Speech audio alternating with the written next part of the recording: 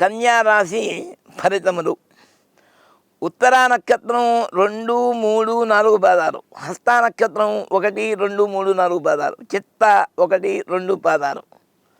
ఆదాయం 14, వ్యయం 2. బాగున్నాయి. 14,000 కనుక సంపాదిస్తే 2,000 ఖర్చు పెడతారు. రాజ్యపుజ్యం 6, అవమానం 6. బ్యాలెన్స్ అంతే. 6 పొగిడితే 6 తిడతారనుకోండి, అంతే, అంతకన్నా ఏమి లేదు. హానికి హాని, హల్లికి హల్లి.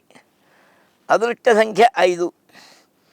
ఈ రాశి వారికి మే 15 నుండి దశమ స్థానంలో మిథున రాశి యందు మరియు శని సంవత్సరం అంతా సప్తమ స్థానమందు తామ్రమూర్తులుగా సంచారం చేయడం వలన ఆత్మవిశ్వాసం, అవకాశాలు, దృక్పథం బాగా ఉంటాయి.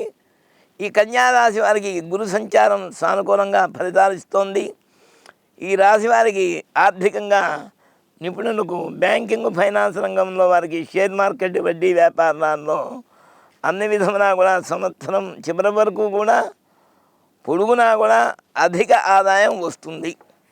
అంటే మీరు అప్పు తీసుకోకపోయినా ఎవరికైనా అప్పు ఇప్పించినా కూడా మీకు లాభాలు ఉంటాయి అన్నమాట.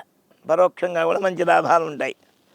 షష్ఠరాశి గతులైనటువంటి రాహు మరియు వ్యవస్థానమందు కేతువు సంచారం సాధారణంగా అనుకూలంగానే ఉంది.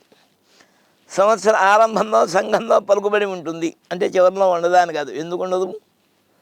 మీ ఆవిడ మాట మీరు వింటుంటే ఎప్పుడు మీకు బాగుంటుంది.